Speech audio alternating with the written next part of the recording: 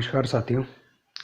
काफ़ी लंबे समय बाद मुलाकात हो रही है और इसका एक मुख्य कारण जैसे कि आप जानते हैं कि लॉकडाउन था ही। सब अपने अपने कार्यों में व्यस्त थे, हम भी व्यस्त थे। फ़िलहाल आपके सामने आने का जो मुख्य कारण है वो है एक सीरीज़। आपके लिए एक खुशखबरी हो सकती है कि आज से हम लोग भारत के आधुनिक इतिहास का आरंभ कर रहे हैं, यानी कि मॉडर्न हिस्ट्री ऑफ इंडिया। और इसको पूरा कराया जाएगा, पूरा कोर्स आपको यूट्यूब पे उपलब्ध कराया जाएगा। और भारत के आधुनिक इतिहास की बात करें तो इसकी वीडियोस आपको कम से कम एक एक दिन के अंतराल में मिलेगी, यानी कि अल्टरनेट डेज़ पे आपको इसकी वीडियोस प्रोवाइड कराएगी। हर एक दिन छोड़ के एक वीडियो आएगी। तो खैर, हम लोगों का जो मॉडर्न हिस्ट्री ऑफ इंडिया है उसका आज ये पहला वीडियो होगा और इसमें हम एक हिसाब से इंट्रोडक्शन ही देखेंगे और मॉडर्न हिस्ट्री से कनेक्ट करेंगे अपने आप को। ठीक है, इसलिए हो सकता है कुछ लोगों के लिए बोरिंग हो, लेकिन शुरुआत हमें यहीं से करनी पड़ेगी, बिल्कुल जैसे कहते हैं ना प्रारंभ से, वो ये वीडियो होगा आपका।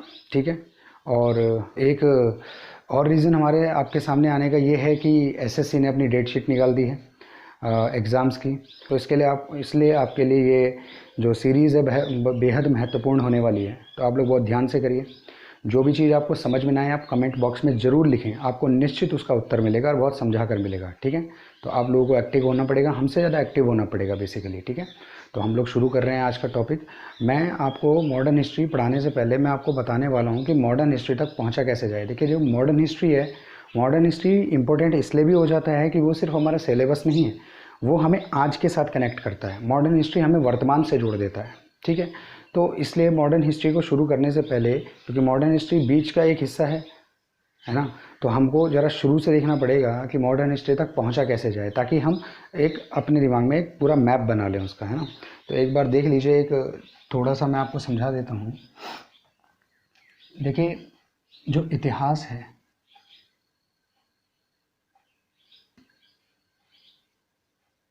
पहला है प्राचीन काल, दूसरा है मध्यकाल,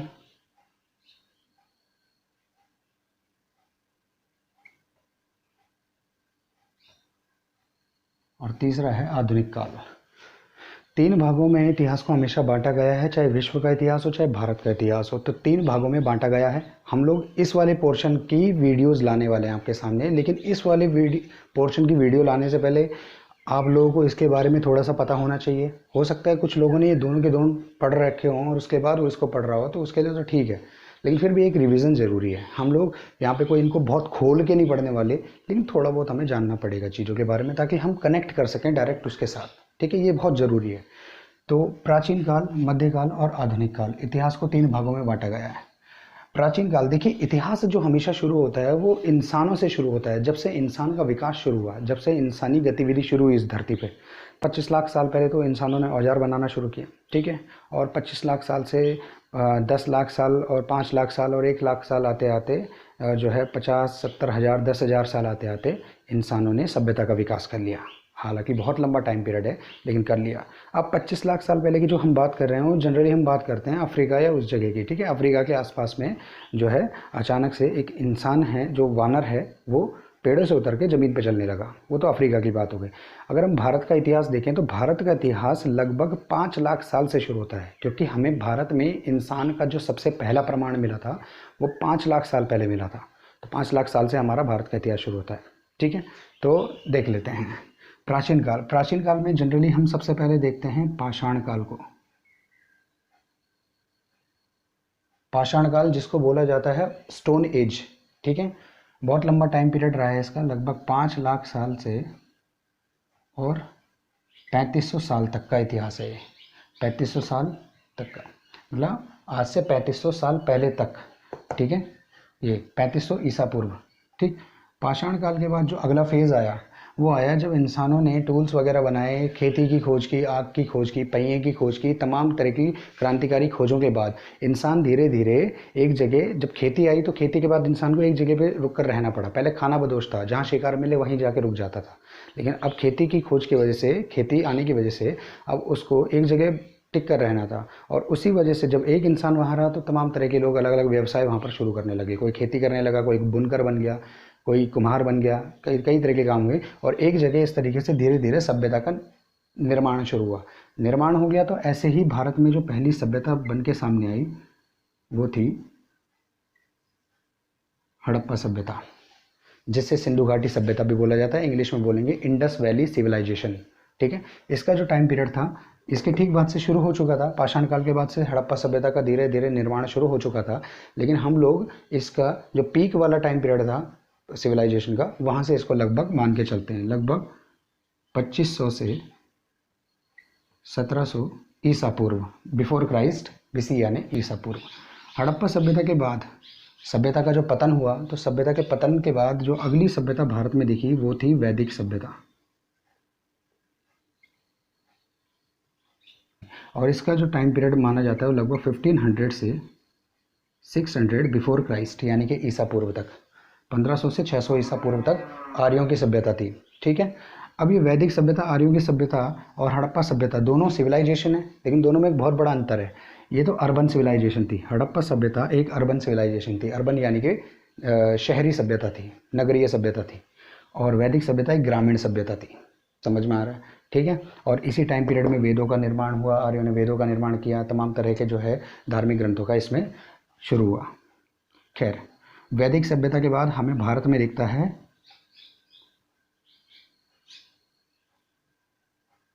महाजनपद काल। महाजनपद काल, महा का मतलब हो गया, महा यानी कि बड़ा, महान, बड़ा, जनपद यानी कि राज्य, स्टेट, और काल यानी कि पीरियड। वो समय जो बड़े जनपदों का समय था, जनपद यानी राज्य, बड़े राज्यों का समय था। तो भारत में वैदिक सभ्यता के बाद लगभग 600 ईसा पूर्व में टाइम पीरियड इसका कितना है, 600 बिफोर क्राइस्ट। इस महाजनपद काल क्यों बोला गया? क्योंकि इस समय हमें बड़े बड़े जनपद यानी कि राज्य भारत में देखने को मिले, और उनकी जो संख्या थी वो 16 थी। 16 बड़े बड़े राज्य देखने को मिले, जिनमें से सबसे बड़ा राज्य था मगध। ठीक है, मगध, जिसमें कि सबसे पहले तो पहले ऐतिहासिक वंश की स्थापना हुई, हर्यक वंश। ठीक है, मगध में।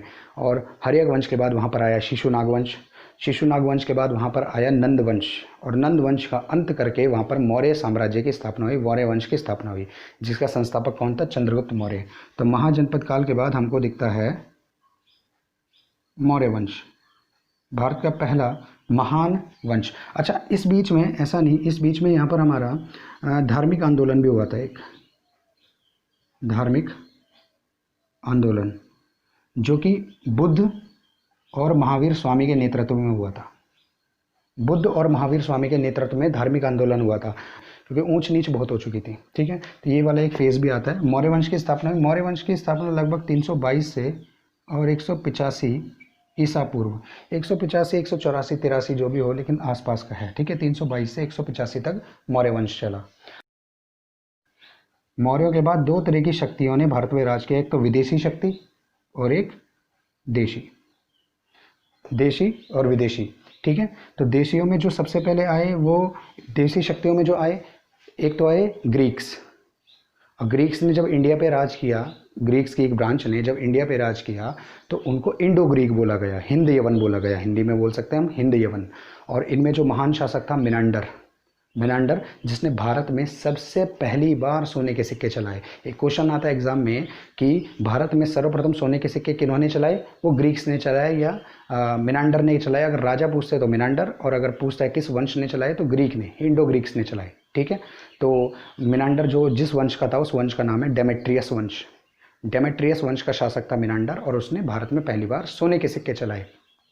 एक क्वेश्चन इससे अलग और पूछा जाता है कि भारत में सर्वप्रथम शुद्ध सोने के सिक्के किसने चलाए? तो शुद्ध सोने के सिक्के कुषाणों ने चलाए थे। ठीक है, कुषाण कौन थे अभी बताते हैं। तो सबसे पहले विदेशी में जो भारत में आए वो आए थे Greeks, Indo Greeks. Indo Greek के बाद भारत में आए शक, जिनको हम सीथियंस बोलते हैं, सीथियंस या शक, मिडिल एशिया से आए थे भारत में।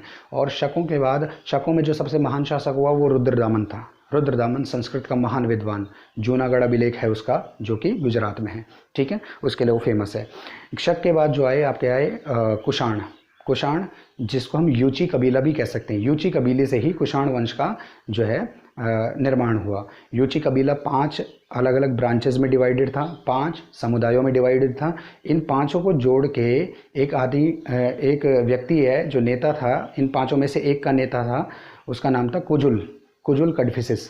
कुजुल कड़फिसिस ने इन 5 ब्रांचेस को एक किया और कुषाण वंश की स्थापना कर दी पाकिस्तान वाले एरिया से, और धीरे धीरे भारत की ओर बढ़ गया। ठीक है, मध्य एशिया का ये कबीला था यूची कबीला, वो भी भारत की ओर बढ़ा और भारत में उसने अपना राजवंश स्थापित किया जो कि कुषाण कहलाया। पहला शासक इसमें कुजुल कड़फिसिस हुआ, दूसरा इसमें विम कड़फिसिस हुआ, और तीसरा इसमें हुआ महान शासक कनिष्क, कुषाण का महान शासक कनिष्क।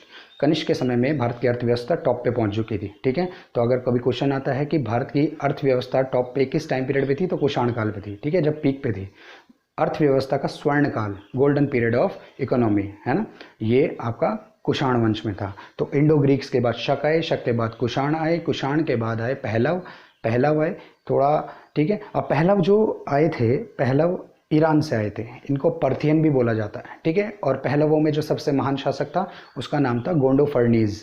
गोंडो फर्नीज के टाइम पीरियड में जो सबसे महत्वपूर्ण घटना हुई थी, ये बोला जाता है कि ईसाई धर्म भारत में आया था। गोंडो फर्नीज का जो टाइम पीरियड था वो 20 AD से 41 AD तक था। ठीक है, 20 ईस्वी से 41 ईस्वी तक का उसका टाइम पीरियड है। और इस बीच में भारत में एक आदमी आया था, ईसाई धर्म का प्रचारक आया था, उसका नाम था सेंट थॉमस भारत आया था गोंडो फर्नीस के टाइम पीरियड में और ईसाई धर्म का प्रचारक था। ठीक है, हालांकि जब वो भारत आया तो उत्तर भारत से जब वो दक्षिण भारत गया तो दक्षिण भारत के तमिलनाडु में सेंट थॉमस की किसी अज्ञात व्यक्ति ने हत्या कर दी थी। हो सकता है किसी धार्मिक व्यक्ति ने की हो, वो ईसाई धर्म का प्रचार कर रहा है तो किसी व्यक्ति ने उसकी हत्या कर दी हो और उसकी हत्या हो गई थी। खैर ये दुर्भाग्य की बात है, पर हम आगे बढ़ेंगे। तो विदेशी शक्तियों में हमने इन 3-4 के नाम देख लिए। देशियों में जो थे वो थे शुंग वंश सबसे पहले स्थापित हुआ। जैसे ही मौर्यों का पतन हुआ तुरंत शुंग वंश स्थापित हो गया। शुंग वंश का जो संस्थापक था वो पुष्यमित्र शुंग था। इसी ने मौर्य वंश के अंतिम शासक की हत्या की थी, उसका कारण कभी विस्तार से बताएंगे। तो पुष्यमित्र शुंग आया, शुंग वंश स्थापित हुआ और शुंग वंश भारत का पहला ब्राह्मण वंश था। यानी कि अब तक क्षत्रिय भारत पर राज कर रहे थे। अब शुंग वंश के बाद जो अगला वंश भारत में स्थापित हुआ वो कण्व वंश भी ब्राह्मण वंश था। कोई महत्वपूर्ण राजा इसमें कुछ हो नहीं, 3-4 राजाओं के नाम इसमें बस महत्वपूर्ण है। इसके बाद कण्वों के बाद सातवाहन वंश शुरू हुआ और सातवाहन वंश के बाद जो भारत में जो युग शुरू होता है वो युग शुरू होता है गुप्तों का, गुप्ता पीरियड। तो देशी और विदेशी शासनकाल के बाद भारत में जो महत्वपूर्ण वंश स्थापित हुआ वो है गुप्त वंश, गुप्ता डायनेस्टी। गुप्त वंश जिसकी स्थापना कहते हैं श्रीगुप्त ने की थी। दूसरा शासक उसका घटोत्कच था। ये 2 शासक स्वतंत्र शासक नहीं थे। ठीक है, इसके हमें प्रमाण मिले। तो इस वंश का जो तीसरा शासक था या कहें कि पहला स्वतंत्र शासक था वो था चंद्रगुप्त प्रथम। ठीक है, उसका बेटा हुआ समुद्रगुप्त जिसे नेपोलियन ऑफ इंडिया कहा जाता है। हालांकि ऐसा कहना कितना सही है कितना नहीं उसे कभी एंशिएंट हिस्ट्री में आपको समझाऊंगा, पर कहते हैं कि 100 युद्ध किए थे और 100 के 100 युद्ध जीते थे समुद्रगुप्त ने। ठीक है, और समुद्रगुप्त के बाद राजा हुआ जिसका नाम है चंद्रगुप्त द्वितीय, जिसने विक्रमादित्य की उपाधि धारण की, जिसके दरबार में नवरत्न थे। कालिदास जिसका राजकवि था, कालिदास का आपने नाम सुना होगा, संस्कृत का महान कवि। ठीक है, तो चंद्रगुप्त द्वितीय विक्रमादित्य। ठीक है, उसके बाद कुमारगुप्त और उसके बाद स्कंदगुप्त आए। स्कंदगुप्त के बाद गुप्त वंश का भी धीरे धीरे पतन होने लगा और एक दूसरा व्यक्ति हमारे सामने निकल के आता है जो महत्वपूर्ण था, उसका नाम था हर्षवर्धन। वर्धन वंश का शासक था। वर्धन वंश या एक नाम और बोलते हैं इसका पुष्यभूति वंश। कहते हैं कि वर्धन वंश की जो पहला आदमी रहा होगा जिसने इनकी स्थापना की वो पुष्यभूति था, तो इसलिए इसने पुष्यभूति वंश भी बोलते हैं और वर्धन वंश भी बोलेंगे। तो हर्षवर्धन का टाइम पीरियड चला। गुप्तों के बाद हर्षवर्धन ने किसी तरीके से भारत के अधिकांश हिस्से को जोड़ के रखने का प्रयास किया और जुड़ा भी। ठीक है, 606 में ये राजा बना और 647 में इसकी डेथ हो गई। ठीक है, अगर देशी और ये गुप्त वंश के टाइम पीरियड की बात करें तो गुप्त वंश का मोटा मोटी जो टाइम पीरियड शुरू होता है वो शुरू होता है लगभग 240 AD से और यही आपका 550 तक के इसके राजा गए। ठीक है, 550 तक इसके सारे राजाओं के, मतलब जो आखिरी राजा था वो 550 AD तक था लगभग। ठीक है, स्कंदगुप्त की बात नहीं कर रहा, स्कंदगुप्त के बाद भी गुप्त वंश के कई राजा हुए, ब्रह्मगुप्त वगैरह। ठीक है, तो 550 तक उनका शासन गया और उसके बाद हर्षवर्धन का टाइम पीरियड आता है 606 से 647 AD। ठीक है, हर्षवर्धन आखिरी महान सम्राट कह सकते हैं प्राचीन भारत का। उसके बाद पूरा भारत छोटे छोटे रियासतों, छोटे छोटे राज्यों में टूट गया, सामंतवाद स्थापित हो गया। सामंतवाद यानी कि फ्यूडलिज्म। और इसमें क्या हुआ कि छोटे छोटे राजा उभर के सामने आने लगे, जिनमें एक सबसे महान शासक हम बोल सकते हैं कि राजपूत वंश का पृथ्वीराज चौहान था। और भी कई थे लेकिन पृथ्वीराज चौहान, क्योंकि आगे हमारी जो कहानी है वो यहीं से शुरू होगी। तो ये प्राचीन काल है। मध्यकाल में जो हम देखते हैं तो शुरुआत करते हैं भारत में पहले मुस्लिम आक्रमण से, अरबों के आक्रमण से। अरबों का या मुस्लिमों का जो आक्रमण हुआ वो सबसे पहली बार जो हुआ था 711 एडी में हुआ था, 711 एडी में। जिसने ये आक्रमण किया था उसका नाम था मोहम्मद बिन कासिम, ठीक है। अरब से आया और सिंध पर अटैक किया। अब देखो बुक्स में क्या है, यहाँ पर हमें थोड़ा सा दिक्कत हो जाती है। कई बुक्स में 711 लिखा है, कहीं पे 712 लिखा है। अब क्यों लिखा है उसको मैं आपको अभी बता देता हूँ। मोहम्मद बिन कासिम ने सिंध पे 711 में अटैक किया, लेकिन वो हार गया, वो सक्सेसफुल नहीं हो पाया 711 में। तो ये उसका पहला अटैक था। उसके बाद उसने 712 में अटैक किया और 712 में उसने सिंध को जीत लिया। सिंध का राजा उस समय दाहिर था, हिंदू शासक था, हिंदू राजा था जिसका नाम था दाहिर। दाहिर को इसने हरा दिया मोहम्मद बिन कासिम ने 712 में। और इस तरीके से पहला सफल आक्रमण 712 में हुआ। तो जो क्वेश्चंस आ सकते हैं वो इस तरीके से आ सकते हैं कि भारत पर मुस्लिमों का या अरबों का पहला आक्रमण कब हुआ? 711 में। सक्सेसफुल आक्रमण, सफल आक्रमण वो 712 में हुआ, ठीक है। तो जब पहली बार मुस्लिमों का आक्रमण हो गया तो उसके बाद एक काम आगे जारी रहेगा और इसको आगे जारी रखने के काम करेंगे बड़े बड़े एक आक्रमणकारी आएंगे, जिसमें से एक होगा महमूद गजनवी, जिसने 17 बार भारत पर आक्रमण किया। 17 बार किया और उसका उद्देश्य भारत पे राज करना नहीं था, सिर्फ भारत से धन लूटना था, पैसा लूटना था। इसलिए इतनी बार आया, लूटा और लूट के चला गया। सोमनाथ का आक्रमण उसका सबसे ज़्यादा फेमस है। सोमनाथ मंदिर का आक्रमण, उसको लूट लिया पूरी तरीके से, यहाँ तक कि शिवलिंग भी उसने जो है खंडित कर दिया था, तोड़ दिया था, ठीक है। मुस्लिम है। अब उसका राज करने का जो कारण नहीं था, उसका सिर्फ एकमात्र था कि महमूद गजनवी का जो है अपना खुद का युद्ध चल रहा था मिडिल एशिया में। अफगानिस्तान का शासक था महमूद गजनवी, तो अफगानिस्तान के क्षेत्र का शासक था, तो उधर की तरफ उसका युद्ध चल रहा था। तो युद्ध में उसे पैसों की ज़रूरत थी, खजाने की ज़रूरत थी, वो उसे अगर पूर्ति करनी थी तो भारत उस समय सोने की चिड़िया था, ये आपको पता है। तो भारत से लूटा उसने जो पैसा लूटना था, ठीक है। इसलिए उसका राज करने का कोई नहीं था, वो अपने युद्धों के लिए उसे आपूर्ति करनी थी पैसों की, तो वो भारत में आके उसको लूट रहा था बीच बीच में, ठीक है। महमूद गजनवी के बाद जो अगला शासक आया वो था मोहम्मद गौरी, ठीक है। लगभग 100 साल का अंतर है, लगभग दोनों के बीच में 100 के आसपास का अंतर है, 100 साल का। मोहम्मद गौरी और गजनवी को कई लोग एक मान लेते हैं। घर घर में कहानी चलती है कि मोहम्मद गौरी ने 17 बार आक्रमण किया था, 16 बार पृथ्वीराज चौहान ने उसे जीत लिया था और 17वीं बार पृथ्वीराज चौहान उससे हार गया। गलत है, बिल्कुल गलत है। पृथ्वीराज चौहान और मोहम्मद गौरी के बीच में सिर्फ 2 युद्ध हुए थे। पहला पृथ्वीराज चौहान जीता था और दूसरा मोहम्मद गौरी जीता, ठीक है। पहला जो युद्ध हुआ था वो 1191 में हुआ था ईस्वी में। कहाँ हुआ था? तराइन में। तराइन का पहला युद्ध कहते हैं इसको। इसमें पृथ्वीराज चौहान जीत गया था, बहुत अच्छे से जीता। मोहम्मद गौरी की गर्दन पे तलवार रख दी थी, सब हो गया था, लेकिन गौरी ने वही है, कुरान की कसमें खाई, इस्लाम की सब तरह की कसमें खा के बोला छोड़ दो, अब नहीं आऊँगा, अब नहीं करूँगा, ये सब बातें उसने बोली। और चौहान जो कि राजपूत था, तो राजपूतों की परंपरा रही है कि जो अपनी शरण में आ जाए उसको माफ़ कर देते हैं, तो उसको छोड़ दिया। और यही सबसे बड़ी भूल, गलत जो है, बहुत बड़ी दिक्कत पैदा कर गई। अगले साल ही मोहम्मद गौरी बेशर्मों की तरह अपनी सेना लेके आ गया सामने भारत में, और इस बार पृथ्वीराज चौहान हार गया और मारा भी गया युद्ध में। और भी बहुत कहानियाँ चलती है उसकी, पर वो सब बातें इतिहास के दृष्टि से फेक ही मानी जाती है। खैर, उसके बाद जब गौरी भारत में जीत गया तो गौरी भारत में लूटने नहीं आया था, भारत में राज्य करने के लिए आया था। गौरी के अपना कोई पुत्र नहीं था, तो गौरी जो भारत में उसने जितने भी क्षेत्र जीते थे वहाँ पर उसने अपने गुलाम थे उसके पास, लगभग 1000 गुलाम थे। तो उसमें से जो खास गुलाम थे 2-3, उनको उसने भारत की सत्ता सौंप दी और फिर वापस अपने देश चला गया, गजनी, जो कि अफगानिस्तान में पड़ता था, ठीक है। तो भारत में जो इंडिया वाला क्षेत्र है, जो दिल्ली वाला क्षेत्र है, उस क्षेत्र को उसने जीता था। वो क्षेत्र उसने अपने गुलाम को दिया, जो गुलाम का नाम था कुतुबुद्दीन ऐबक। नाम सुना होगा आप लोगों ने, जिसने कुतुब मीनार का निर्माण शुरू करवाया था, ख़त्म नहीं करवाया, ख़त्म करवाया था उसके गुलाम ने, कुतुबुद्दीन ऐबक के गुलाम ने, जिसका नाम था इल्तुतमिश, ठीक है। तो 1206 में गुलाम वंश स्थापित हो गया भारत में। कोई आश्चर्य वाली बात नहीं है। इसे गुलाम वंश क्यों बोल रहे हैं? क्योंकि मोहम्मद गौरी के गुलाम ने यहाँ पर भारत में शासन शुरू किया, तो गुलाम वंश हो गया।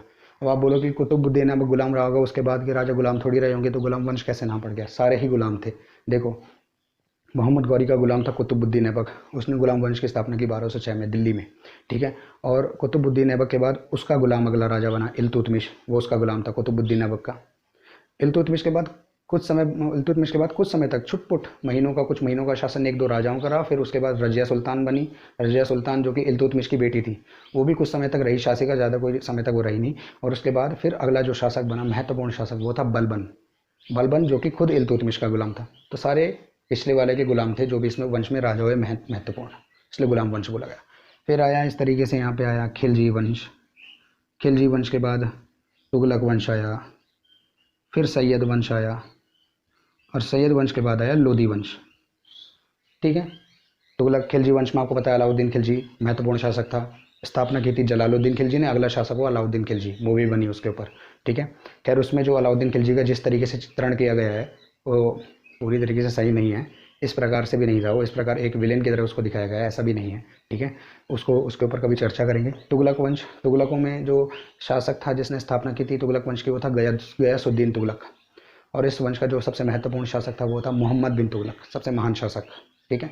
और फिरोज शाह तुगलक भी उसका एक महत्वपूर्ण शासक था जिसके नाम पे फिरोज शाह कोटला, जिसने फिरोज शाह कोटला की स्थापना की। खैर सैयद वंश, और सैयद वंश के बाद आए लोधी वंश। लोधी वंश के 3 ही राजा हैं और तीनों अपनी अपनी जगह महत्वपूर्ण है, इंपॉर्टेंट है। क्योंकि लोधी वंश का जो पहला शासक है उसका नाम है बहलोल लोधी। बहलोल लोधी, इसने लोधी वंश की स्थापना की, इसलिए इंपॉर्टेंट है। उसके बाद आया सिकंदर लोधी, इसने आगरा नगर बसाया था। और भी महत्वपूर्ण काम किए थे, लेकिन एक हम कह सकते हैं जो डायरेक्ट क्वेश्चन एग्जाम का फेवरेट क्वेश्चन है जो पूछा जाता है वो था कि आगरा नगर की स्थापना की थी इसने। ठीक है, गए होंगे आप लोग कभी आगरा घूमने के लिए। तीसरा जो शासक हुआ वो था इब्राहिम लोधी।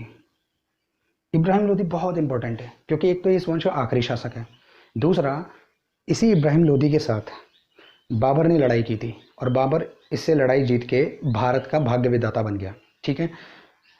इब्राहिम लोधी वर्सेस बाबर, और बाबर ये लड़ाई जीत गया। हालांकि 12,000 सैनिक लेके आया था सिर्फ, लेकिन युद्ध कुशल नेता था बाबर, है ना, पराक्रमी। और उसने 12,000 सैनिकों से इब्राहिम लोधी की लगभग 60-70 हज़ार सैनिकों को हरा दिया। ठीक है। कई जगह बोला जाता है कि इब्राहिम लोधी के पास 1 लाख सैनिक थे और मोटा मोटी 50-60 हज़ार 70 हज़ार के आसपास इसके पास सैनिक थे, पर बाबर के पास सिर्फ 12,000 तीरंदाज घुड़सवार सैनिक थे। ठीक है। तो बाबर ये युद्ध जीत गया और भारत में स्थापना हो गई फिर मुगल वंश की। मुगल वंश की स्थापना हो गई। ठीक है। और मुगल वंश की स्थापना हुई 1526 में। क्यों? क्योंकि 1526 में इब्राहिम लोधी और बाबर के बीच में युद्ध हुआ था और इस युद्ध को बोला जाता है पानीपत का पहला युद्ध। पानीपत नाम की जगह पर हुआ था जो हरियाणा में है। 1526 में हुआ था, अप्रैल 1526 में। इसमें मुगल वंश की स्थापना हो गई भारत में। ठीक है। 1526 में मुगल वंश की स्थापना हुई और मुगल वंश 1857 तक था, जब बहादुर शाह जफर सेकंड आखिरी राजा 1857 तक रहा। ठीक है। 57-58 तक ही रहा मुगल वंश। लेकिन हम 1707 इसलिए एक बोल सकते हैं क्योंकि 1707 में औरंगजेब की डेथ हो गई थी, जो इस वंश का एक कह सकें अंतिम महान शासक था, पराक्रमी शासक। ठीक है। मुगलों में पहला राजा जैसे कि बाबर हुआ, बाबर के बाद हुमायूं राजा बना। हुमायूं के टाइम पीरियड में ही बीच में कुछ समय तक शेरशाह सूरी शासक बना रहा। शेरशाह सूरी के बाद फिर से हुमायूं वापस गद्दी पा लेता है और हुमायूं के बाद अकबर शासक बना। अकबर के टाइम पीरियड में दूसरा युद्ध हुआ था 1556 में, पानीपत का दूसरा युद्ध। ये अकबर और हेमू के बीच में हुआ था। हेमू जिसका पूरा नाम था हेमचंद्र, उसने विक्रमादित्य की उपाधि धारण की। अकबर के साथ युद्ध हुआ, हेमू जीत रहा था, लेकिन बाई चांस एक तीर हेमू की आंख में आके लग गया और वहीं हेमू जो है अपनी हाथी पे ही बेहोश हो गया। उसको पकड़ लिया गया और उसके बाद उसकी गर्दन काट के जो है अकबर अपने साम्राज्य को सुरक्षित रख पाया, अपने वंश को सुरक्षित रख पाया। हालांकि उस समय अकबर की उम्र केवल 13 साल थी। तो अकबर का जो गार्जियन था उस टाइम, संरक्षक था, वो था बैरम खां। ठीक है, बैरम खां। तो 1556 में दूसरा पानीपत का युद्ध हुआ था अकबर और हेमू के बीच में। अकबर के बाद अगला शासक बना उसका बेटा सलीम, जो कि जहांगीर के नाम से गद्दी पे बैठा। जहांगीर का बेटा हुआ खुर्रम, जो कि शाहजहां के नाम से गद्दी पे बैठा। तो असली नाम भी बता रहा हूँ और उसकी उपाधि भी। ठीक है, शाहजहां।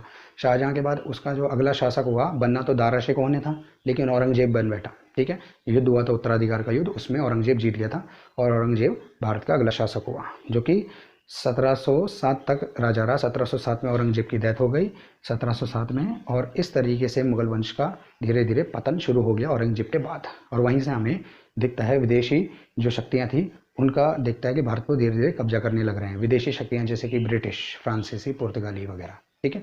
तो ये मध्यकालीन भारत लगभग हमारा इस तरीके से और इतना चलता है। महत्वपूर्ण टॉपिक हमारा अब आ रहा है। अब आप सोचिए, खुद ही सोचिए, इस टाइम तक भी आके 2 तरह की धारणाएं आप जो देख रहे हैं वीडियो आएंगी। एक तो ये आएगी कि यार इतनी देर तक यही पढ़ाया, आधुनिक हिस्ट्री, आधुनिक काल शुरू करना था और अभी तक ये शुरू ही नहीं हुआ और इतना टाइम इसमें लग गया। आप खुद ही सोचिए, इसका उल्टा सोचिए कि इतना सारा कुछ हम पीछे छोड़ के जाके हम लोग इसको शुरू करते तो मज़ा नहीं आता। आता तो मजबूरी की बात थी। अगर आपको मॉडर्न हिस्ट्री पढ़नी है तो हमेशा एक टाइमलाइन बनानी पड़ेगी। मैंने जो बताया वो काफ़ी गहराई के साथ बता दिया आपको, ठीक है। बताया काफ़ी कुछ है, लिखा कम है, लेकिन बताया काफ़ी कुछ है। तो प्राचीन काल मध्यकाल को थोड़ा सा जानना जरूरी होता है। कई सारे लोगों ने नहीं पढ़ा होगा इसको पूरी तरीके से ढंग से, तो ये बहुत ज़रूरी है। प्राचीन काल मध्यकाल हमने पढ़ लिया, अब आधुनिक काल शुरू करेंगे। तो शुरू करेंगे तो बीच में से नहीं होगा, अब हम कनेक्ट कर पाएंगे उसके साथ, तो ये बहुत ज़रूरी था, ठीक है। तो ये सब चीज़ हो चुकी है। अब मैं आपको इसके बाद कुछ चीज़ें बताता हूँ।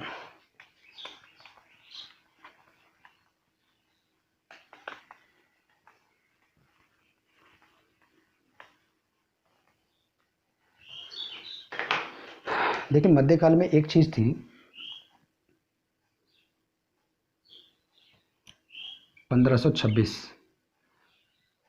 1526 में मैंने बताया मुगल वंश की स्थापना हुई। अब एक मैं छोटी सी बात आपको समझाने जा रहा हूँ। मॉडर्न हिस्ट्री की शुरुआत कहाँ से होती है, हम इसको किसी डेट के साथ नहीं समझा सकते। कुछ लोग बोलते हैं 1757 में होती है। 1757 में प्लासी की लड़ाई हुई थी। अंग्रेजों ने भारत में पहली बार एक युद्ध जीता जिसमें उन्होंने बंगाल को अपने कब्जे में कर लिया। तो पहली बार भारत में कोई कब्जा अंग्रेजों ने किया वो 1757 में किया। तो कहते हैं कि आधुनिक काल वहाँ से शुरू होता है। कुछ कहते हैं 1857 की क्रांति हुई थी, लोग इतने ज़्यादा जागरूक हो गए थे अपने अधिकारों के लिए, स्वतंत्रता के लिए, तो उसे कहेंगे कि हम आधुनिक काल वहाँ से शुरू होता है। कुछ लोग बोलते हैं कि औरंगजेब की डेथ के साथ आधुनिक काल शुरू हो गया, क्योंकि औरंगजेब की डेथ ना होती तो अंग्रेजों का भारत पे जो है वो कब्जा ना बढ़ता, ठीक है। तो अलग अलग डेट देते हैं कई लोग। देखो कोई किसी एक डेट को फिक्स नहीं कह सकते। अगर हम 1757 बोल रहे हैं कि उससे आधुनिक काल शुरू होता है तो एकदम सही भी नहीं है कि एक ही डेट को हम फिक्स बोल दें कि यहाँ से आधुनिक काल। आधुनिक काल एक प्रक्रिया है, धीरे धीरे ये प्रोसेस के साथ ये आता गया, modern history modern time period आता गया, ठीक है। तो ये कौन सी घटनाएं हैं उन पर ध्यान रखना होता है। देखो भारत में जो सबसे पहला इसका हमारा टॉपिक होता है उसको समझो, और फिर मैं कुछ एक और चीज़ बताऊंगा। आधुनिक काल का जो हमारा सबसे पहला टॉपिक होगा वो होगा भारत में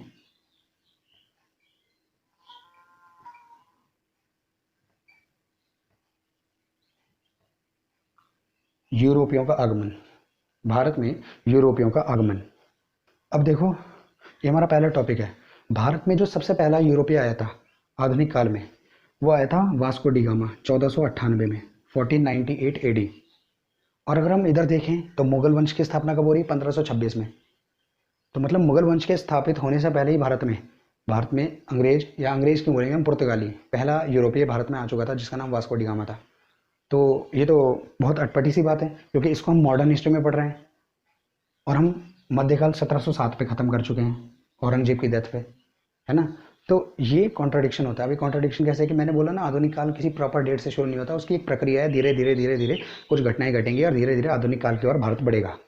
तो जिस समय वास्को डी गामा भारत आया ऑब्वियसली उस समय लोधी वंश था। मैंने आपको बताया 1526 में 26 तक जो शासक था लोधी वंश का इब्राहिम लोधी था, उससे पहले सिकंदर लोधी, उससे पहले बहलोल लोधी। तो लोधी वंश भारत में इस समय शासन कर रहा था जब वास्को डी गामा भारत आया, ठीक है। तो ये पहला व्यक्ति है जो भारत आया था, ठीक है। अब ये सारी प्रक्रिया को हम जरा देखना शुरू करते हैं। मैंने यहाँ पे जो आपको बताने की कोशिश को आपको समझ लो, जो मैंने अभी एग्जांपल दिया आपको, पहले मैंने बताया था कि किसी डेट से हम नहीं कह सकते कि आधुनिक काल शुरू हुआ है। हम यहाँ से नहीं कह सकते कि आधुनिक काल शुरू है, हम 1707 से नहीं कह सकते, हम 1757 से नहीं कह सकते। ये धीरे धीरे धीरे धीरे आता रहता है और बनता रहता है, ठीक है। तो अब हम अपना टॉपिक शुरू करते हैं। अब आधुनिक काल को समझते हैं।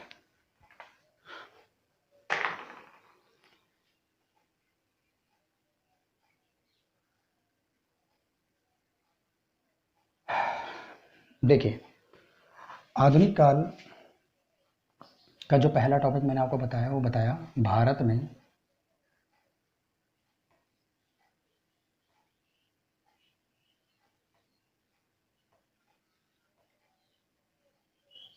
में यूरोपियों का आगमन, ठीक है, जब विदेशी लोग भारत में आना शुरू हुए।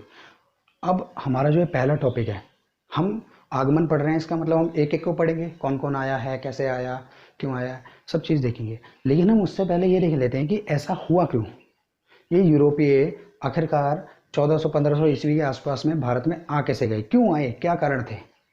क्योंकि ऐसा तो है नहीं कि भाई ये दिल्ली से हरिद्वार या हरिद्वार से दिल्ली या हरिद्वार से ऋषिकेश का सफ़र हो गया कि आ गए चलो घूमने आए। ये बहुत लंबा सफ़र है, हज़ारों किलोमीटर का। तो ऐसा हुआ क्यों, आए क्यों, उसके कारण देखने पड़ेंगे। और अगर भारत में आ गए थे, चलो आए, किसी भी कारण के लिए आए, किसी भी चीज़ के लिए आए, व्यापार के लिए आए, धर्म के प्रचार के लिए आए, कुछ भी आए, फिर उसके बाद भारत में आके बस क्यों गए, भारत पे कब्जा कैसे कर लिया। उन सब चीज़ों को समझना पड़ेगा। जब उन चीज़ों को समझेंगे तो हम अंदर जाएंगे टॉपिक के, और जब हम टॉपिक के अंदर जाएंगे तब हमारा इंटरेस्ट बनेगा हमारे सब्जेक्ट के साथ, तब तक नहीं। तो सबसे पहले हम जब टॉपिक देखते हैं तो टॉपिक का इसका कारण देखना पड़ेगा, और कारण जब हम समझ लेंगे तब हम शुरू करेंगे भारत में यूरोपियों को बुलाना। जैसे पहले पुर्तगाली आए, फिर डच आए, ब्रिटिश आए, फ्रांसीसी, डेनिश, और उसके अलावा जो आए स्वीडन के भी आए, ठीक है, स्वीडिश। तो ये लोग भारत में आए, इसके कारणों को हमें सबसे पहले समझना पड़ेगा। तो पहले एक लिस्ट बना लेता हूँ कारणों की। पहला जो कारण माना जाता है भारत में यूरोपियों के आने का, वो था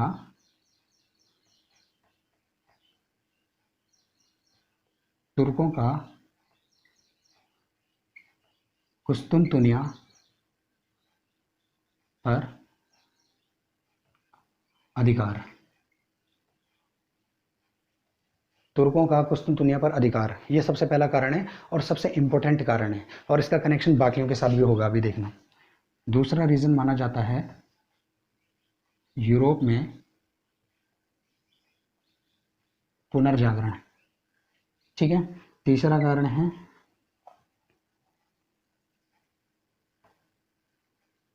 भारत की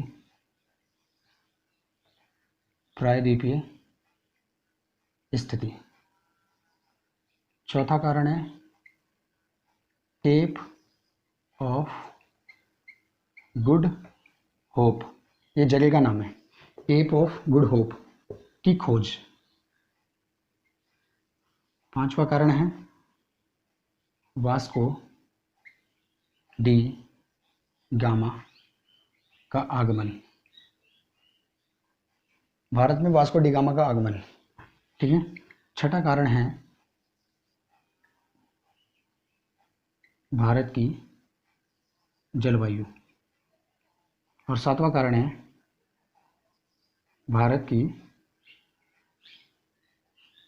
राजनीतिक स्थिति, पॉलिटिकल सिचुएशन भारत की। देखो मैंने 7 इंपॉर्टेंट कारण बताए हैं, कारण कई थे भारत में आने के इनके, लेकिन ये 7 इंपॉर्टेंट है जिनको समझना है, ठीक है। और इसमें से जो सबसे पहला है उसको शुरू करते हैं। उसको शुरू करने से पहले मैं आपको एक चीज़ बना के दिखा देता हूँ, बता देता हूँ।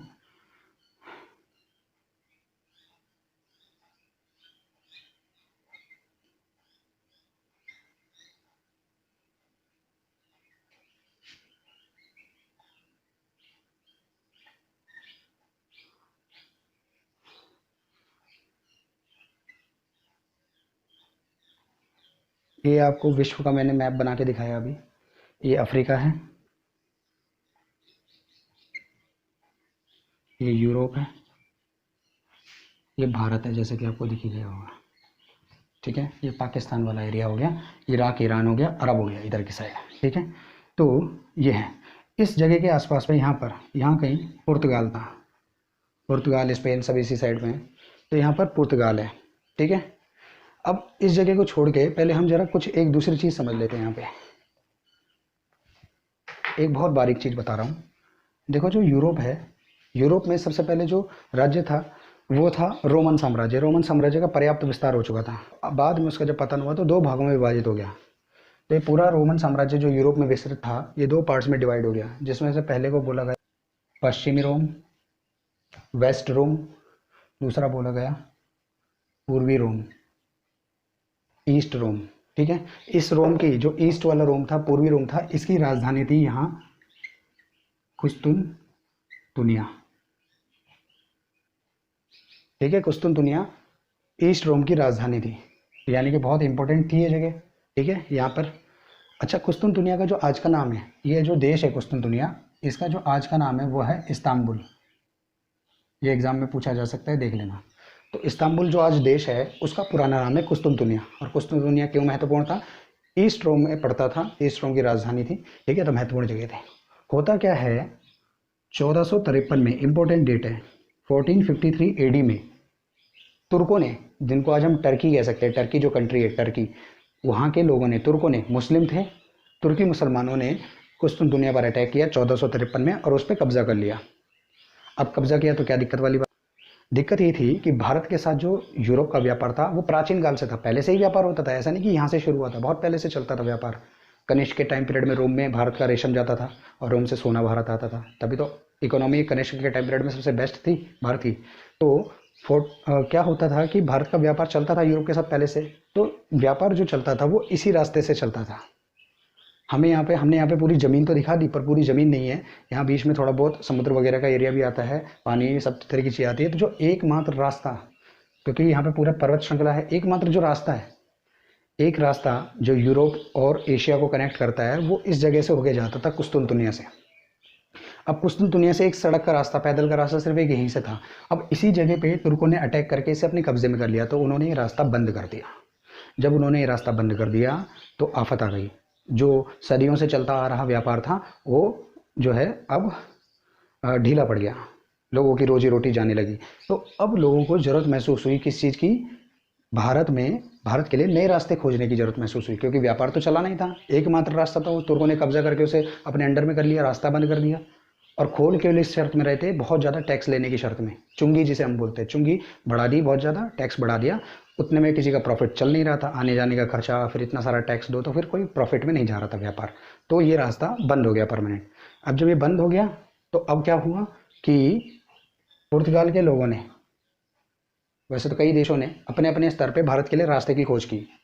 तो होता क्या है कि पुर्तगालियों के पास जो है वो अफ्रीका का ये वाला जो एरिया है, ये वाला जो कोस्ट एरिया है, ये एरिया का उनके पास मैप था। इस एरिया का मैप था पुर्तगालियों के पास, मतलब वो इस जगह को जानते थे अच्छे से, आ जा चुके थे सब चीज़। इससे आगे का उनको कोई रास्ता नहीं पता था, तो उन्होंने इससे आगे के रास्ते की खोज शुरू कर दी। अब वो क्यों शुरू कर दी, उसका क्या कारण था, उसको देख लेते हैं जरा पहले। उसका सिर्फ ये रीज़न नहीं था कि भारत को खोजना है, रास्ता खोजना है, उसके और भी कारण थे। और जो महत्वपूर्ण कारण था वो था ये, यूरोप में पुनर्जागरण। पुनर्जागरण का मतलब समझ लो, पुनर्जागरण का मतलब होता है फिर से जी उठना, ठीक है, फिर से जी उठना। अब फिर से जी उठना कैसे होगा, यूरोप के लोगों में एक आम धारणा थी, पहले कुछ परंपराएं, कुछ धारणाएं थी, कुछ मान्यताएं थी यूरोप के लोगों की। वो क्या थी, उनका मानना था कि समुद्र में बहुत दूर तक नहीं चले जाना है। ऐसा होने से क्या होगा कि हम जो है नीचे गिर जाएंगे। कैसे नीचे गिर जाएंगे, क्योंकि पहले के लोगों का मानना था कि भाई धरती चपटी है, पुराने लोगों का, चाहे यूरोप के हो, कई जगह लोगों का मानना धरती चपटी है, दिखती भी चपटी है, तो माना चपटी है। तो वो मानते थे कि अगर समुद्र में हम बहुत दूर तक आगे निकल गए तो नीचे गिर जाएंगे, चपटी है ना धरती उनके हिसाब से। तो ऐसी कुछ मान्यता, ये तो मैंने एक बताई, ऐसी कई सारी मान्यताएं थी कि यूरोप के लोग जो है अपनी अपनी जगह में रहते थे और किसी दूसरी चीज़ में उनकी रुचि नहीं थी, ठीक है, अंदर ही अंदर।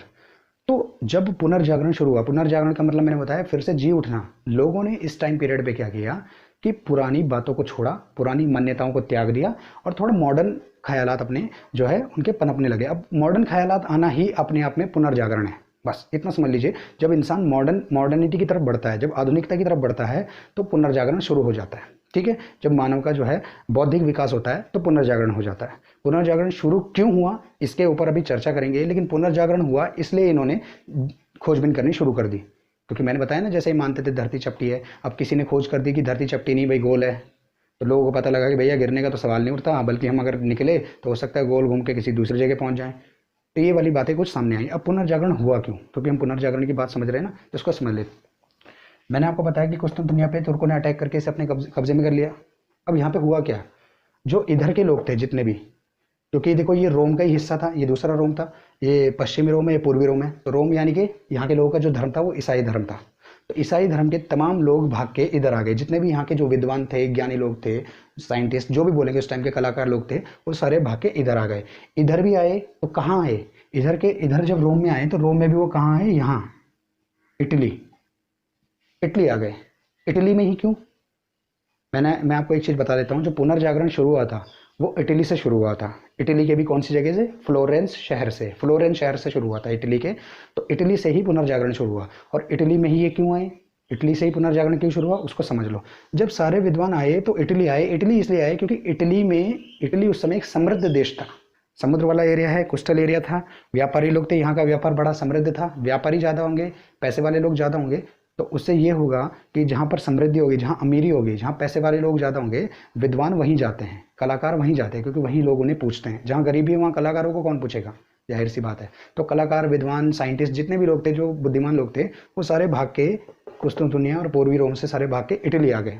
इटली क्योंकि समृद्ध देश था, ठीक है। और जब सारे कलाकार, सारे विद्वान जब एक जगह पे जाके इकट्ठे हो गए तो लोगों के अंदर आपसी जो आदान प्रदान हुआ विचारों का, उससे जो है एक नई लहर चली जिसको पुनर्जागरण बोला गया। कई सारी मान्यताएं, कई सारी पुरानी परंपराओं को छोड़ा, पुरानी मान्यताओं को छोड़ा, बेकार की बातों को छोड़ा, थोड़ा नए आधुनिक हुए, आधुनिक सोच को अपनाया, और इस तरीके से ये बातें जब निकल के आई तो एक चीज़ और इंसान के अंदर आई, क्या? भौगोलिक खोज की एक इच्छा प्रकट हुई इंसान के अंदर। जो अपने देश में था उसके अंदर ये आएगा, जब धरती गोल है तो चलो ढूंढने निकलते हैं कि हमारे जैसे और कितने लोग होंगे इस धरती पे, कितने देश होंगे, कैसी मान्यता, कैसे रिवाज होंगे, जरा देख के आते हैं, ढूंढ के आते हैं।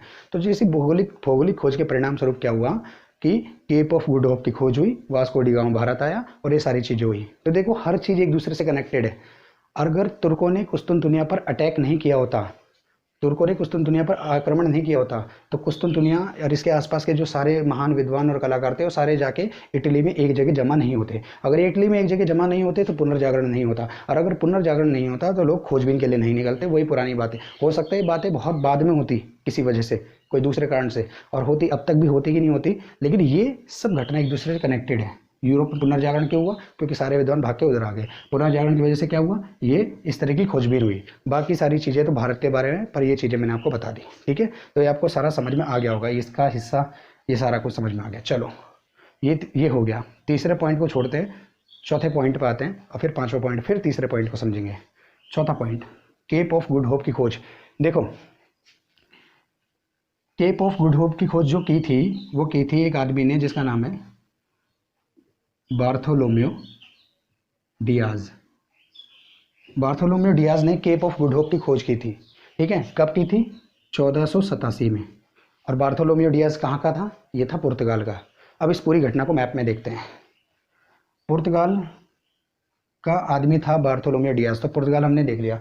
मैंने बताया था आपको कि पुर्तगाल का जो ये जो अफ्रीका का है, ये हिस्सा तो जानते थे, इससे आगे का नहीं जानते थे। ठीक है, तो एक आदमी, एक नाविक था पुर्तगाल का जिसका नाम था बार्थोलोम्यो डियाज। वो निकला यहाँ से, वो आगे निकला और इसका किनारे किनारे से ये यहाँ तक पहुँच गया। तो अफ्रीका का जो सबसे साउथ वाला पॉइंट है, ये जो अफ्रीका का जो सबसे साउथ वाला पॉइंट है, दक्षिणी हिस्सा है, इसको उसने नाम दिया Cape of Good Hope. Hindi में इसको बोलते हैं उत्तम आशा अंतरीप। उत्तम आशा अंतरीप, उत्तम आशा अंतरीप बोलते साथ में। तो केप ऑफ गुड होप, उत्तम आशा अंतरीप की खोज किसने की? बार्थोलोम्यो डियाज ने। कब की? 1487 में। तो इस जगह की खोज उसने 1487 में की। इसका नाम रख दिया Cape of Good Hope. Good Hope कहाँ जाने के लिए? इंडिया जाने के लिए। लेकिन खुद वो इससे आगे नहीं बढ़ पाया। आया था भारत के लिए ही, भारत के रास्ते की खोज के लिए, लेकिन नहीं बढ़ पाया। उसके कई कारण थे।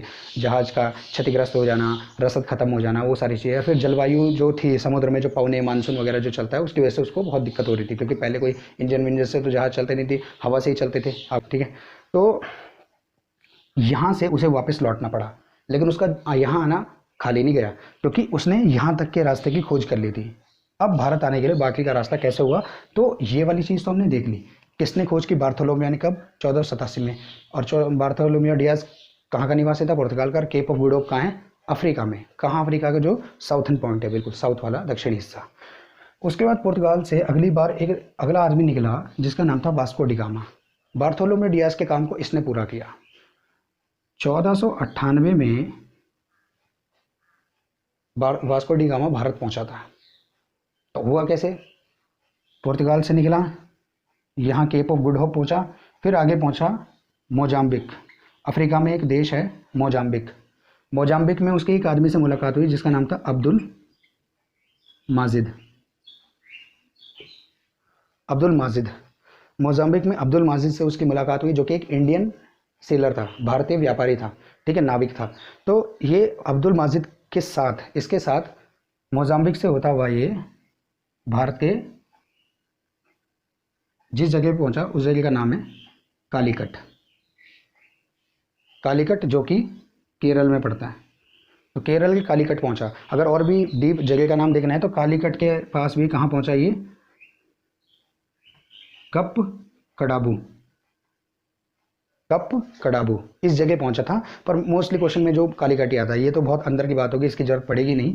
लेकिन कालीकट पहुंचा था। कालीकट कहाँ पड़ता है? केरल में। ये हो सकता है। ठीक है, अब जैसे ये भारत पहुंचा, देखो वास्को डी गामा का भारत में आना, ये रीज़न क्यों बन गया भारत में यूरोपियों के आने का? यही तो आया था। क्या जरूरत पड़ी कि इसके बाद बाकी सब आए, और एक नहीं कई देशों के आए इसी के बाद? क्यों? अब देखो क्या होता है। जैसे 1498 में कालीकट में पहुंचा वास्को डी गामा, तो कालीकट का जो राजा था जिसका नाम था जमोरिन। जमोरिन, कालीकट का राजा था, इसने वास्को डी गामा का स्वागत किया। वास्को डी गामा का स्वागत किया, 3 महीना वास्को डी गामा यहाँ रहा, फिर एक सामान से लदे जहाज़ से ही वापस निकल गया। अब आपको पता है कि कहाँ से आया था, यूरोप से। उस समय के हिसाब से कितना खर्चा हुआ होगा उसका, यूरोप से, पुर्तगाल से पूरा घूम घाम के समुद्री यात्रा करके यहाँ पहुँचा था वो भारत। और भारत पहुँचने के बाद उसका जो खर्चा हुआ, भारत पहुँचा फिर वापस अपने देश गया, उसका टोटल जो खर्चा था, वो टोटल खर्चे को आप अंदाज़ा लगा लो। और उसके बाद होता क्या है, देखो कि जैसे ही वापस गया सामान लेके, भारत का सामान लेके जैसे यूरोप गया, तो यूरोप में उसने जब भारत का सामान बेचा तो उसका जो यात्रा का टोटल खर्च था उसका 60 गुना ज़्यादा लाभ उसको प्राप्त हुआ, 60 गुना ज़्यादा लाभ उसको प्राप्त हुआ। आप अंदाज़ा लगा लीजिए, ठीक है, 60 गुना ज़्यादा उसको लाभ प्राप्त हुआ। अब उसके बाद हुआ क्या कि वास्को डी गामा के बाद जब वास्को डी गामा पहुंचा वहाँ पे और इस तरीके से उसको 60 टाइम्स ज़्यादा उसको लाभ हुआ, तो इससे क्या हुआ कि यूरोप के लोगों में हड़कंप मच गया। उन्होंने बोला कि ऐसा भी क्या सामान है जिसका इतना ज़्यादा उसको लाभ प्राप्त हो रहा है। तो हुआ क्या कि बाकी के जो लोग थे यूरोपीय, उनके अंदर एक भाव आया कि हमें भी इस लाभ को कमाना है, हमें भी इतना इसका लाभ कमाना है जितना इसने कमाया है। 60 गुना ज़्यादा बहुत होता है, जैसे कि मैंने आपको बताया। अगर किसी को कोई कुछ पैसे दो और वो आपको दुगने पैसे वापस करे तो वो भी बहुत ज़्यादा होता है, वो भी बहुत ज़्यादा होता है। दुगने पैसे वापस करो बहुत ज़्यादा होता है, लेकिन कोई आपको 60 गुना ज़्यादा पैसा दे ये और भी ज़्यादा होगा, ठीक है। तो इस चीज़ को आप समझ सकते हैं कि लाभ कितना ज़्यादा महत्वपूर्ण था उस समय का। तो उसके बाद वास्को डी गामा के अगले साल जो है 1501 के आसपास, 1501 में वास्को डी गामा फिर भारत आया था और उसने फिर कोचीन में अपनी कोठी स्थापित की, ठीक है। खैर हमारे लिए महत्वपूर्ण नहीं है, वो आगे के टॉपिक में आएगा। तो वास्को डी गामा का भारत आना यूरोपियों के भारत में आने का एक रीज़न बना, ठीक है, क्योंकि बहुत लाभ कमा के यहाँ से गया। अगली चीज़ हम बोल रहे हैं भारत की प्रायद्वीपीय स्थिति। प्रायद्वीप कहते किसे हैं, पहले तो देख लो। द्वीप किसे कहते हैं? द्वीप जो चारों ओर से पानी से घिरा हो उसको द्वीप कहते हैं। महाद्वीप किसे कहते हैं? महा का मतलब होता है बड़ा, महान, ग्रेट। अगर द्वीप बहुत बड़ा हो तो वो महाद्वीप हो जाता है, कॉन्टिनेंट हो जाता है। तो सेम चीज़ है लेकिन बड़ा होगा। द्वीप छोटा होगा, महाद्वीप बड़ा होगा, लेकिन दोनों पानी से घिरे होंगे। अब प्रायद्वीप क्या हुआ? प्रायद्वीप वो होता है जो 3 तरफ से पानी से घिरा होता है, एक साइड, 2 साइड और तीसरी साइड, ऊपर से ये लैंडलॉक्ड है। तो भारत का प्रायद्वीपीय स्थिति होना भारत में यूरोपियों के आने का कारण बना। क्यों? आपको पता है कि अगर किसी देश में आने का केवल सड़क का रास्ता हो तो वो बंद भी कर सकता है कोई। यहाँ पे आपने एग्जाम्पल देखा था, कुस्तुन दुनिया का जो रास्ता था वो बंद कर दिया था तुर्कों ने। अब अगर भारत भी चारों ओर से ज़मीन से घिरा होता तो उस ज़मीन पे कोई ना कोई उस ज़मीन का मालिक होता, या तो मालिक होता या राजा होता। अब हो सकता है वो यहाँ आने का वो भी अच्छा खासा टैक्स लेता, भारत के साथ व्यापार करना है तो टैक्स तो देना पड़ेगा, पैसा देना पड़ेगा। अब इस तरीके से क्या होता है कि हर बार व्यापार खर्चीला ही होता। लेकिन क्या है कि 3 ओर से समुद्र होने की वजह से हुआ क्या, फ़ायदा क्या हुआ कि रास्ता भारत के लिए खुला था, 3 तरफ से खुला था, इधर से इधर से इधर से खुला था। जो आना चाहे आ जाओ, जिसके पास अच्छा जहाज है, अच्छे संसाधन है, वो आ सकता है। ये फ़ायदा था भारत का प्रायद्वीप होना। प्रायद्वीप क्योंकि मैंने बोला ना 3 तरफ से समुद्र से घिरा है, तो ये समुद्र से घिरा होने का मतलब सीधा सीधा कह सकते हो कि 3 ओर से खुला है। खुला है, जो आ सकता आ जाओ, ये वाली स्थिति थी, इसलिए भारत में यूरोपीय आ सके। अगर ये खुला ना होता, लैंड लॉक्ड होता, कोई दूसरे देश यहाँ पे होते तो शायद उन्हें आने में दिक्कत हो सकती थी या बहुत ज़्यादा उन्हें खर्चा करना पड़ता। लेकिन समुद्र, अब देखो उस समय ऐसे तो नौसैनिक शक्ति किसी के पास थी नहीं कि समुद्र पर भी कब्जा कर सके, तो इसलिए उस समय हर कोई आ सका क्योंकि खुला रास्ता था, किसी का समुद्र पर अधिकार था नहीं। तो भारत का प्रायद्वीप होना यूरोपियों के आने का एक कारण बना। वास्को डी गामा हमने देख लिया, केप ऑफ गुड होप। अब भारत की जलवायु को देख लेते हैं। भारत की जलवायु बहुत सिंपल सी चीज़ है, हमको इसमें ये नहीं देखने वाला कि कैसी जलवायु थी, क्या था क्या नहीं था, बस इतना समझ लो। भारत की जलवायु ऐसी थी कि यहाँ पर वो फसलें उगाई जा सकती थी या वो फसलें प्राप्त होती थी जो यूरोप में नहीं मिलती थी। यूरोप की जलवायु ठंडी है, अपेक्षाकृत भारत की जलवायु थोड़ी गर्म है, और यहाँ पे जो फसलें थी, मसाले थे, वो भारत में होते थे, यूरोप में नहीं होते थे, और उसकी ज़रूरत, उसकी डिमांड जो है यूरोप में बहुत थी। तो इसी वजह से भारत में जैसे कि जूट, पटसन, कपास और भी थे मसाले। और हर चीज़ के 2 पहलू होते हैं। अगर भारत में जो फसलें उगाई जा सकती हैं वो भारत में ही हो सकती हैं, तो यूरोप में जो फसलें उगाई जा सकती हैं वो भारत में नहीं हो सकती। जैसे कि आलू यूरोप में होता था, पुर्तगाली भारत में आलू लाए थे, यानी कि 1498 से पहले भारत में आलू था ही नहीं। टमाटर यूरोपीय लेके आए थे, पुर्तगाली भारत में टमाटर लेके आए, यानी कि भारत में 1498 से पहले टमाटर नहीं उगता था, ना टमाटर किसी को पता था।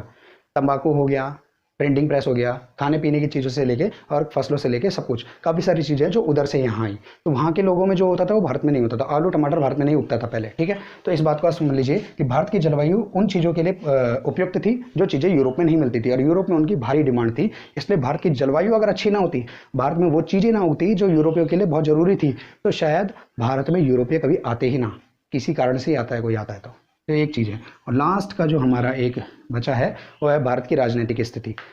अब भारत की जो राजनीतिक स्थिति, ये वाला जो पॉइंट है ना, ये पॉइंट भारत में यूरोपियों के आने का सिर्फ कारण नहीं है, भारत में यूरोपियों के बसने का एक कारण भी है। भारत में यूरोपीय आ तो गए थे, आए व्यापार करते चले जाते, आते व्यापार करते, आज तक ये काम चलता रहता। लेकिन भारत में आके यूरोपीय जो व्यापारी लोग थे, उन्होंने धीरे धीरे भारत को कब्जे में क्यों कर लिया, कैसे कर लिया, कैसे यहाँ पे आके बस गए, परमानेंट कैसे हो गए, 300-400 साल तक भारत गुलाम कैसे बन गया, वो ये वाला कारण है सबसे मेन। भारत की राजनीतिक स्थिति था क्या कि मैंने आपको बताया था कि भारत में जो सबसे बड़ी सत्ता थी मध्यकाल में वो मुगलों की थी, और मुगलों का जो आखिरी शासक था महत्वपूर्ण वो था औरंगजेब, जो 1707 तक था।